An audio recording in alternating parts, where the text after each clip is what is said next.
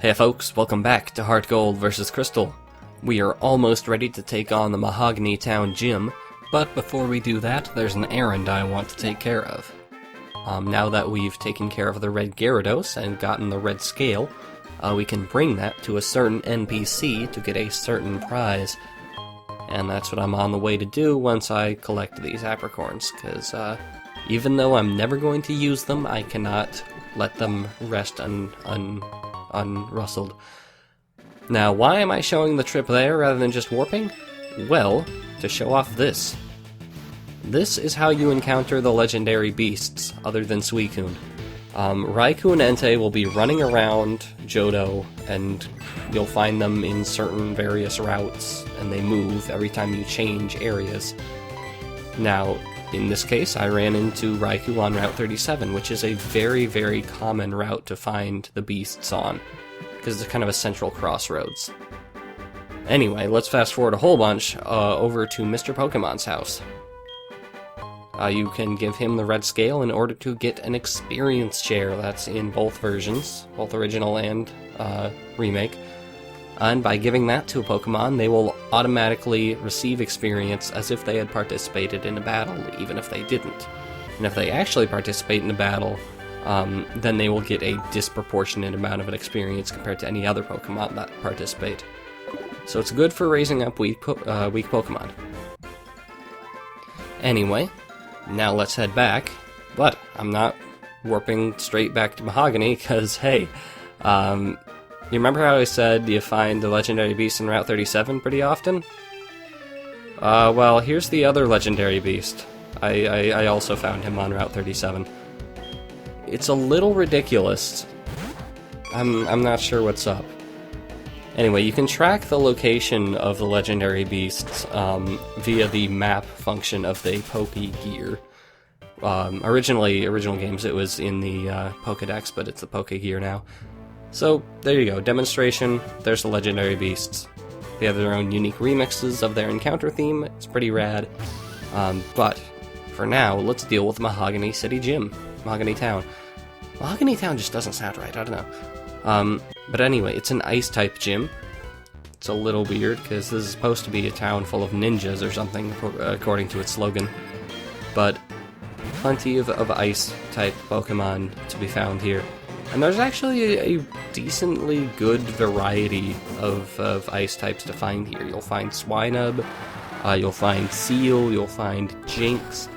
I feel like I'm forgetting one.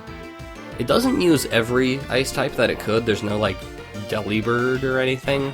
But it's not like Morty's gym, where there's nothing but Ghastly. Anyway, Swinub was introduced in the second generation. It's a ground ice type. So you can use water type moves on it, or you can use fighting type moves on it. I don't think its typing actually, like, helps it very much, defensively anyway. You can take care of it more or less how you take care of any other ice type. And going in here, you'll probably want at least something super effective.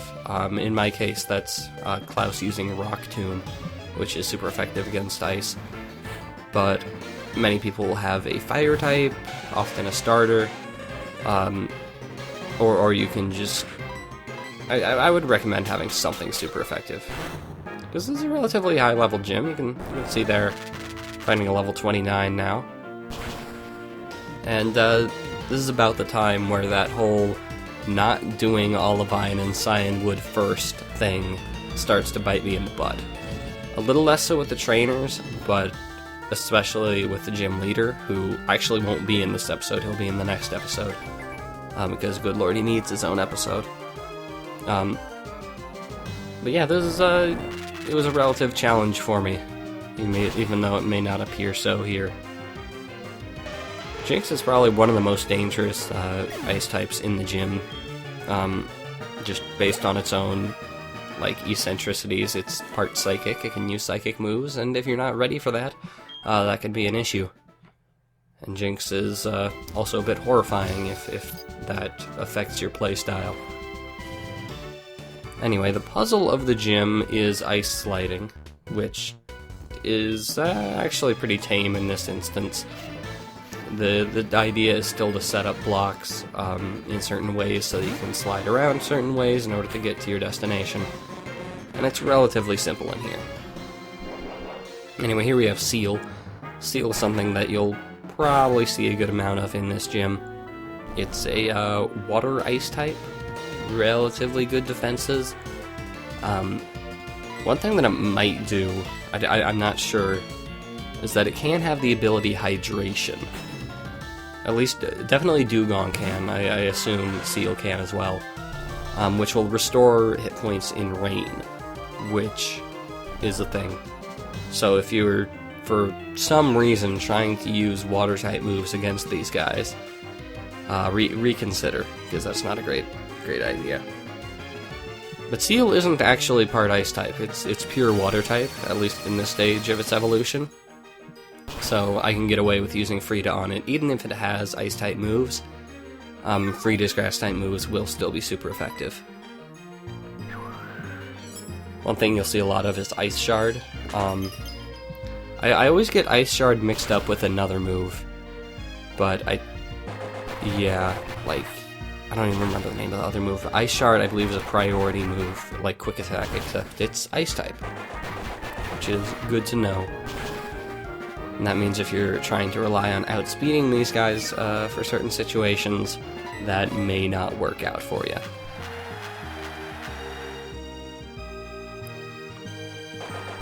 Anyway, let's get rid of this guy.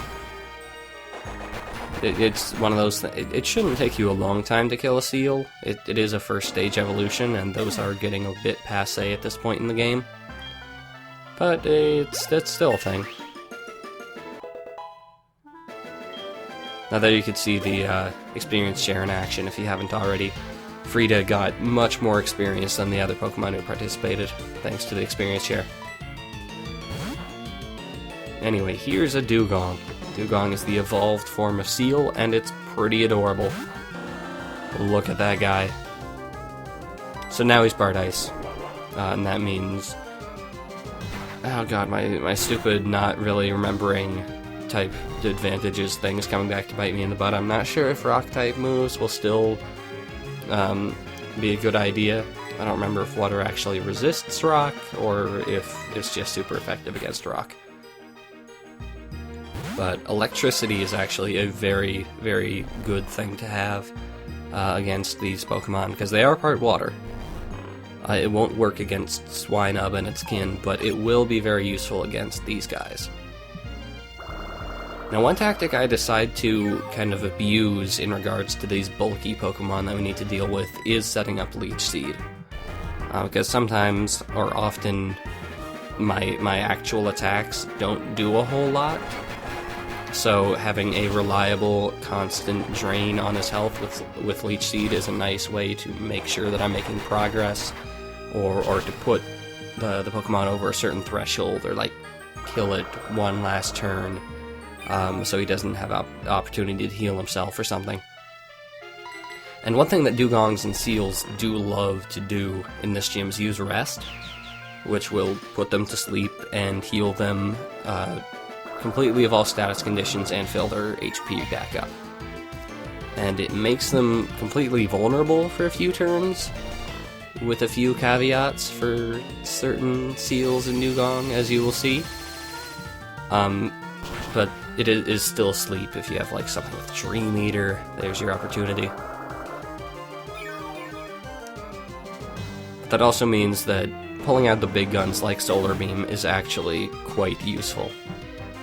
Just so that it doesn't have the time or get the idea to use a healing move. Because you know that feeling when an enemy uses a Hyper Potion on the last when it's in the red, and that's just the most horrible feeling. And these guys can use Rest like 10 times, so pull out the big guns. It's worth it. So close to worth it there, and good, he didn't have Rest. Now, Ice Shard actually manages to be a jerk, because a lot of the problem with many of the encounters I had in this gym were based on I'm slower than the opponent and they can slow me down and they have priority moves. So, yeah, that's a jerk. But anyway, see the rest of the gym trainers after this commercial break. It'll be fun, I swear. Alrighty, back in here. Now, this is the only room that I would actually say has any semblance of an actual sliding puzzle. It's still pathetic, but you'll see that there is actually a puzzle going on. Anyway, she is a dugong. A powerful dugong. And yeah, you see that thing, Aqua Ring. That is a heal the opponent, or the user rather. It heals the user a little bit each turn. Kind of like a Leech Seed, except it's just self-installed. Oh good, Rock Tomb is still super effective. And Rock Tomb will also lower the speed of the opponent. So that can be useful if you have been slowed down through their various nefarious methods of doing things like that, which you will see Price employ quite a bit. Anyway, Aurora Beam. Aurora Beam is basically the primo Ice-type attack that this gym will use. It's not the best Ice-type attack by any means. Like, Ice Beam is way better, Blizzard is way better. But Aurora Beam is the one that I found most frustrating, because it's 60 base power, not great, still formidable, especially to Pokemon who are weak to it, and it will always hit, unlike, say, Blizzard. So I found myself really getting angry at Aurora Beam in certain situations. Not here, though. But anyway, like I said, pulling out the big guns, or using Leech Seed first. Leech Seed will hopefully do a little bit to counteract that Aqua Ring, or depending on your perspective, the Aqua Ring will counteract the Leech Seed. Anyway, let's pull out some big guns, maybe? Hopefully my past self was smart enough to do that. Ooh, that's ugly. Nope, no big guns. So yeah, there's the problem with Solar Beam. And because it's such a big gun and needs the charge up turn, any moves that kill Frida in 2 hits will kill Frida before I can get a chance to get any attacks out. And that's kind of the critical difference between something like Solar Beam and something like Hyper Beam. Hyper Beam attacks on the first turn. You get the attack out, and then if your Pokemon dies later, whatever, you got the attack out. Solar Beam, you gotta charge, and that sucks. It's part of it sucks, basically. Yeah. And when I bring in Klaus, I think for Death Fodder, basically. Just so I could get a free switch into another Pokemon. And it's Everett. Everett actually is surprisingly capable of taking care of Pokemon in this gym. Primarily because it's not weak to ice, which a large group of my Pokemon are. Frida's weak to ice, Sandra's weak to ice, and Bree is weak to ice. So that's all very frustrating, and Klaus has terrible defensive stats, so...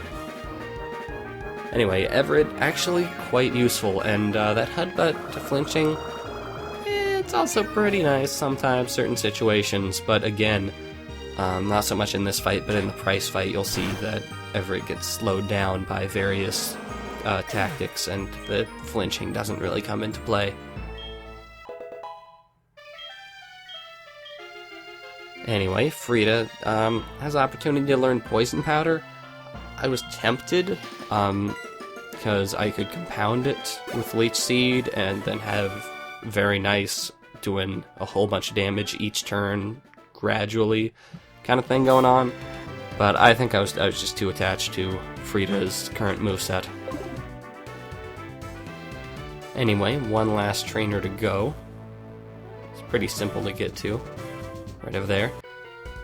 Nice thing about this gym compared to the original version of the gym. Original version was a huge slidey puzzle, all one room.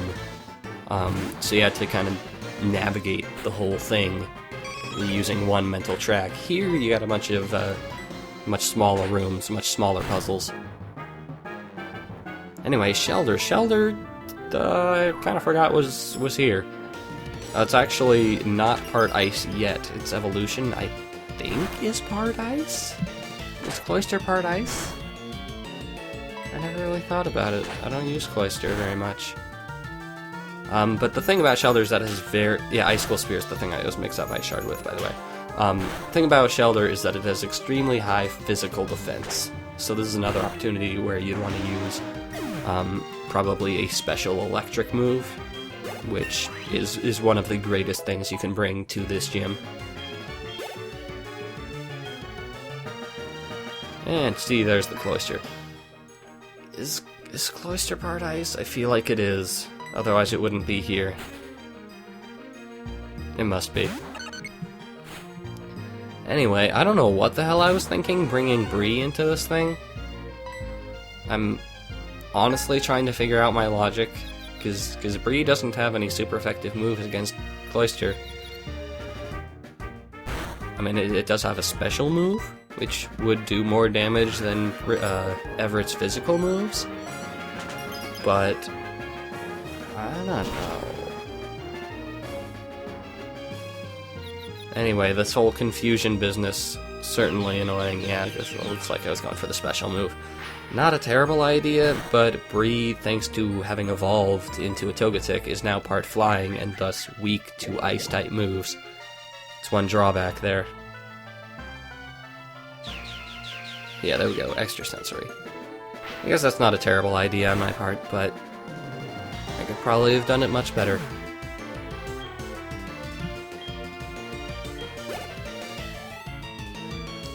Anyway, and then another seal. We've seen seals before, of course. But if you don't know how to deal with them, good lord, you're gonna have problems. You aren't gonna go far, kid.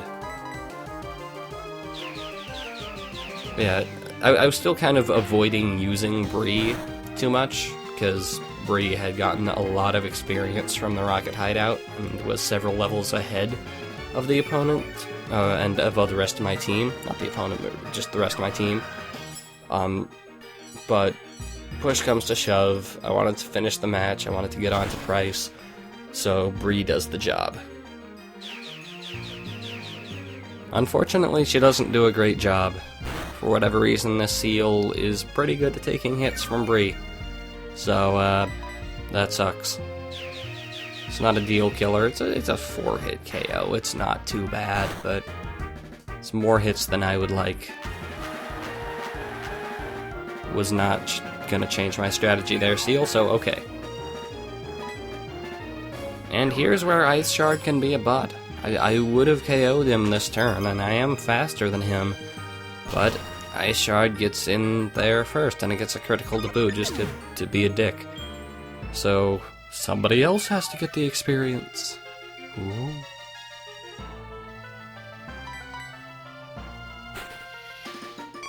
Yeah, and at this point I think I knew... Oh god, Toxic Spikes, that sucks. At this point I think I knew Everett was going to be pretty valuable for Price, so a little more experience for him, I don't know. Or maybe he was the only one left alive that could be reasonable, because good lord, Frida wasn't going to do much.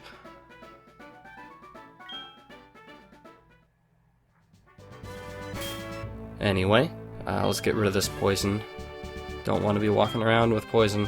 That's, would be unfortunate and rather annoying.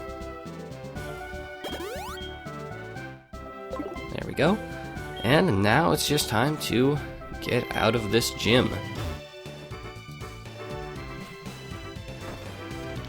And next time we'll be taking on Price, the gym leader, and it will be perhaps the most formidable foe faced thus far.